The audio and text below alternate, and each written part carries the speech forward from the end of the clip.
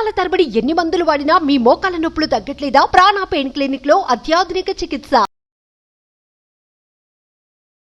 Welcome to Suman TV. నేను మీ Suman TV Nag. Kolkata ఇన్సిడెంట్కి సంబంధించినటువంటి వాటిల్లో రెగ్యులర్గా అంటే ఏదో ఒక విషయం ప్రతిసారి మనకి ఎలా అంటే జస్టిస్ త్వరగా వచ్చేస్తుందా అనుకునేటువంటి ఉద్దేశంతోనే ప్రతిసారి ప్రతి టాపిక్కి సంబంధించినటువంటి విశ్లేషణ అయితే అంటే ఈ విధంగా జరిగింది. సో దీన్ని బట్టి జస్టిస్ అయితే ఎన్ని కోణాల్లో చూసుకున్నా కూడా ఈ టైంలో వచ్చే అవకాశం ఉంది అనేటువంటి దానికి సంబంధించి అప్డేట్స్ ఇస్తూనే ఉన్నాము నేను అండ్ రవీంద్రనాథ్ గారు.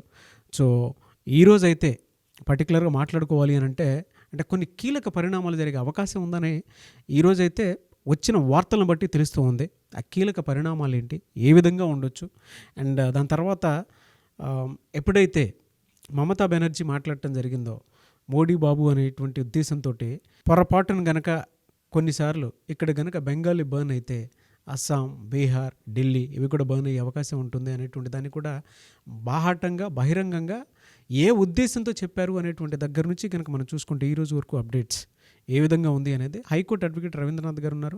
అది వారి మాటలోనే తెలుసుకుందాం. Hello sir. హాయ్ అండి నాగరాజ్ గారు. ఒక మంచి కోసం జరిగే ప్రయత్నం ఏదైతే ఉందో, ఆడియన్స్ మనతో పాటు ఉన్నారు కాబట్టి చెప్తున్నాను, మంచి కోసం జరిగేటువంటి ఫైట్ ఏదైతే ఉందో అది రోజు హీట్ ఎక్కే ప్రాసెస్లో త్వరగా వచ్చే అవకాశం ఉంది అనుకునేటువంటి ఆలోచన అయితే కలక్క మానదు. సో ఇప్పుడున్న వాతావరణాన్ని బట్టి ఏ విధంగా ఉందంటారు? అసలు నిస్సిగ్గు అన్న పదానికి సిగ్గొచ్చే విధంగా మమతా బెనర్జీ గారు ప్రవర్తిస్తున్నారనడంలో ఎటువంటి సందేహం లేదు నాగరాజ్ గారు. జరుగుతున్న పరిణామాలు గంట గంటకి మనం దగ్గరగా క్లోజ్ అయ్యి చూస్తున్నాం. ఆల్రెడీ మనకు సంబంధించిన సుమన్ టీవీ యాజమాన్యం కూడా పంపించారు, మనకు అప్డేట్స్ కూడా వస్తున్నాయి.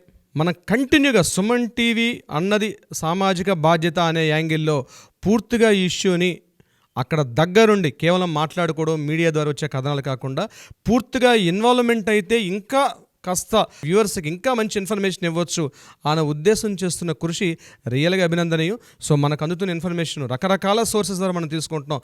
ఇందులో నిజాలు చాలా వరకు నిజాలు ఉంటాయి. ఎక్కడ కూడా అతిశయోక్తి కానీ పక్కదారులకు తావివ్వకుండా మనం మ్యాక్సిమం ప్రజెంటేషన్ ఇచ్చే ప్రయత్నం చేస్తున్నాం. ఏ పార్టీలు మనం ఇన్ఫ్లుయెన్స్ చేస్తున్నప్పుడు కూడా కంప్లీట్ ఒక జోనర్లో సత్వర న్యాయం జరగాలి, సామాజిక బాధ్యతగా మనం చేస్తున్నాం. సో దీనికి సంబంధించి ఈ వర్డ్ నేను వాడాను నాగరాజు గారు. నిస్సిగ్గు అనే పదానికి కూడా సిగ్గు వచ్చే విధంగా మమతా బెనర్జీ ఈరోజు తన చర్యలు మాత్రం చాలా హాస్యాస్పదంగా అసహ్యంగా ఉన్నాయని చెప్పడంలో ఎటువంటి కూడా సిగ్గుపడేది లేదు, సందేహాత్మకం లేదు. ఎందుకంటే మమతా బెనర్జీ గారు ఈరోజు నేను సాయంత్రం ఇచ్చిన స్టేట్మెంట్ జిల్లా వ్యాప్తంగా, రాష్ట్ర వ్యాప్తంగా, గ్రామ స్థాయిలో, మండల స్థాయిలో మా తృణమూల కాంగ్రెస్ పార్టీ వాళ్ళ మీద ధర్నాలు చేస్తాం, రాస్తారోకోలు చేస్తాం, కేంద్ర ప్రభుత్వంపై ఒత్తిడి తీసుకొస్తాం, సత్వర న్యాయం జరగాలి, ఫాస్ట్ ట్రాక్ కోర్టులు ఏర్పాటు అవ్వాలి, బాధితురాయలకి రేపిస్టులకి తొందరగా ఇంకా మంచి న్యాయం జరగడానికి కోసం కేంద్ర ప్రభుత్వం చర్యలు తీసుకోవాలనే ఉద్దేశంతో మమతా బెనర్జీ ఇచ్చిన స్టేట్మెంట్కి గ్రామ స్థాయిలో నుంచి ఆ పార్టీ నేతలు అప్పుడే సన్నద్ధం అయిపోతున్నారు. ఎవరి మీద దాడి చేస్తారు, ఏం దాడులు చేస్తారు వీళ్ళు, ఎవరిని దాడి చేయాలనుకుంటున్నారు? లా అండ్ ఆర్డర్ టోటల్గా కంట్రోల్లో ఉంది. ఒక ముఖ్యమంత్రి స్థాయిలో ఉండి తను చేయాల్సిన బాధ్యత తను వదిలేసి ఇంట్లో దొంగను పెట్టుకొని తను బయటకు వచ్చి దొంగ అని అరిచే విధంగా తను చేస్తున్నటువంటి ఈరోజు తను ప్రకటిస్తున్న ప్రకటనలు కూడా బ్లేమ్ గేమ్ 100% బ్లేమ్ గేమ్. ఇదంతా సుప్రీంకోర్టు గమనిస్తుంది నాగరాజు గారు. సెప్టెంబర్ 5 వరకు జ్యుడిషియరీ మన ట్రయల్స్ వరకు టైం ఇచ్చారు. సిబిఐ వాళ్ళ ఇంట్రాగేషన్స్ ఒక పక్క జరుగుతున్నాయి, మరోపక్క జ్యుడిషియరీ డిఫెన్స్ లాయర్లు ఎవరు కావాల్సిన ఇన్వెస్టిగేషన్ అన్నీ కూడా సోర్సెస్ పెట్టుకుంటున్నారు. ఇటువంటి తరుణంలో ఈ యొక్క సిచ్యువేషన్ని కంప్లీట్గా దాన్ని డైవర్ట్ చేయాలనే ఉద్దేశంతో తను చేస్తున్నటువంటి రాజకీయ హింసాత్మక ఆలోచనలు అన్నవి చూసారండి, అది ప్రజాస్వామ్యానికి మాత్రం ఎట్టి పరిస్థితుల్లో కూడా సరైనది కాదు. ముఖ్యంగా మమతా బెనర్జీ ఒక్కొక్క రోజు ఒక్కొక్క సంఘటనలో ఇందులో మమతా బెనర్జీ యొక్క ఇన్వాల్వ్మెంట్ ఎలా ఉంది అని తెలుస్తుంది. మనం మార్నింగ్ ఒక వీడియోలో చెప్పుకున్నాం, ఎవరైతే సందీప్ ఘోష్ యొక్క మెయిన్ ఎవరైతే ప్రైవేట్ బౌన్సర్స్ ఉంటారో అందులో ఒక బౌన్సర్ ధైర్యంగా చెప్తున్నాడు, నాకు దీదీతో సంబంధాలు ఉన్నాయి, దీదీయే నాకు అపాయింట్ చేసింది. అంటే ఒక్కొక్క రోజు ఒక్కొక్క విషయం తెలుస్తుంది. వెయిట్ చేద్దాం, చాలా విషయాలు బయటకు వస్తున్నాయి. అయితే ఈరోజు జరిగే విషయాలకు వస్తే సెప్టెంబర్ 2వ తారీఖు నాడు ఇమ్మీడియట్ ఎమర్జెన్సీ అసెంబ్లీ సమావేశాలు ఏర్పాటు చేస్తామని చెప్పి ఆ అసెంబ్లీ సమావేశాల్లో ఈ యాంటీ రేపిస్టులకు ఎగ్నిస్ట్గా ఒక బిల్లు ప్రవేశపెడతాం, ఆ బిల్లుకి ఇమ్మీడియట్గా ఆమోదం తెలుపుతాం, ఆ యాస్టిజ్ బిల్లుని గవర్నర్కి పాస్ చేస్తామని చెప్పడం ఒక విషయం. ఇది కాకుండా నేను ఇంకొక విషయాన్ని ఈ వీడియో చివరిలో మీకు రివీల్ చేస్తాను. ఒక ముఖ్యమైన సంఘటన, ఒక ఇంపార్టెంట్ ఇన్ఫర్మేషన్ ఒకటి నేను ఈ వీడియో చివరిలో మీకు అందజేసే ప్రయత్నం చేస్తానండి నాగరాజు గారు. అంటే ఈ విషయాలు చెప్పిన తర్వాత ఇక నిన్న జరిగినటువంటి బంద్ కార్యక్రమాన్ని విశ్లేషణ చూస్తే మొత్తం టోటల్గా రైలు రోకో నుంచి బస్సులు, ఆసుపత్రులు టోటల్ వ్యవస్థ మొత్తం స్తంభించిపోయింది. మొత్తం వెస్ట్ బెంగాల్ రాష్ట్ర వ్యాప్తంగా అగ్నికి ఆజ్యం పోసేటట్టు మమతా బెనర్జీ స్టేట్మెంట్ కూడా, మా రాష్ట్రంలో కానీ ఇటువంటి అల్లర్లు కానీ నిరసనలు జరిగితే ఇది పక్క రాష్ట్రం యూపీ, బీహార్, అస్సాం ప్రతి రాష్ట్రంలో కూడా ఈవెన్ ద ప్రతి స్టేట్లో కూడా అల్లర్లు జరుగుతాయి, మోడీ బాబు బీ కేర్ఫుల్ అన్నట్టుగా ఇచ్చినటువంటి స్టేట్మెంట్ కూడా మరొక అశాంతి వాతావరణాన్ని రెచ్చగొట్టే విధంగా ఉంది తను చేస్తున్నటువంటి కృత్యాలు.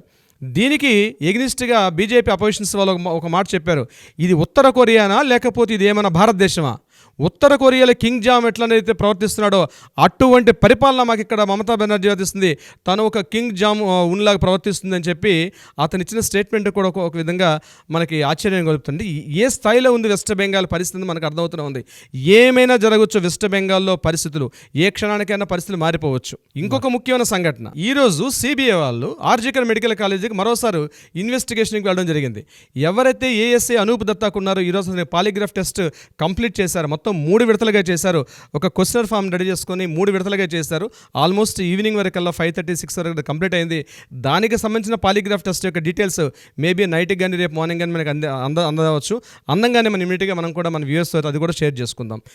చివరిగా నేను చెప్పేది ఏంటంటే, ఈరోజు ఈవినింగ్ వెస్ట్ బెంగాల్ గవర్నర్ అటువంటి ఆనంద్ బోస్ ఈరోజు అత్యవసర సమావేశానికి కేంద్ర హోంశాఖ అయినటువంటి అమిత్ షాని ప్రత్యేకంగా ఈరోజు సాయంత్రం అర్జెంటుగా వెళ్ళి కలవాల్సిన పరిస్థితిలోకి వచ్చింది. ఈ రాష్ట్రంలో జరుగుతున్న అల్లర్లు, శాంతి భద్రత లోపించిపోవడం, వ్యవస్థలో ఆయా పనులు చేయకపోవడం, ఏ డిపార్ట్మెంట్లో పనిచేయట్లేదు, మొత్తం వ్యవస్థ మొత్తం స్తంభించిపోయింది, టోటల్ స్తంభించిపోయింది.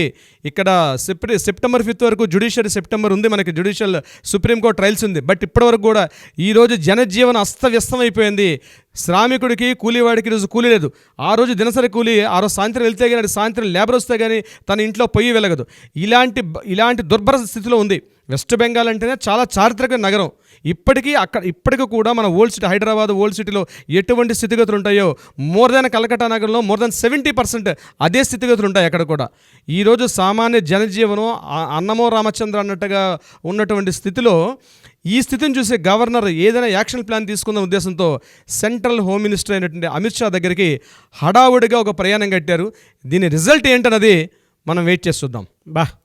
అంటే చాలామంది అక్కడ రాష్ట్రపతి పరిపాలన వచ్చినా కూడా త్వరగా సత్వర న్యాయం జరిగే అవకాశం ఉంటుంది అని భావించేటువంటి వాళ్ళు చాలామంది ఉన్నారు. సో అటువంటి వాళ్ళకి మాత్రం అంటే మనం ఏదైతే కోరుకుంటూ ఉన్నామో ఒక్కొక్క త్వరితగతి న్యాయం జరగాలి అనేటువంటి దానికి, సో ఇవాళ గవర్నర్ గారు వెళ్ళి అక్కడికి కలవటం అనేది నిజంగా ఒక్కొక్క మంచి వాతావరణానికి మనల్ని తీసుకువెళ్తుందని చెప్పడంలో ఏమాత్రం సందేహం లేదు.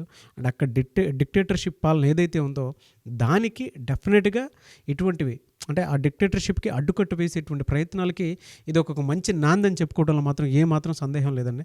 సో ఒక్కొక్క మంచి విషయాన్ని షేర్ చేశారు. మనతో పాటు ఆడియన్స్ కూడా ఎస్ ఇది కదా కావాల్సింది, త్వరగా స్పందించారు. So special thanks to Bose గారు అని చెప్పేసి చెప్తారండి డెఫినెట్గా గవర్నర్ గారికి. అండ్ థ్యాంక్ యూ, ఒక మంచి న్యూస్ మాత్రం షేర్ చేసినందుకు.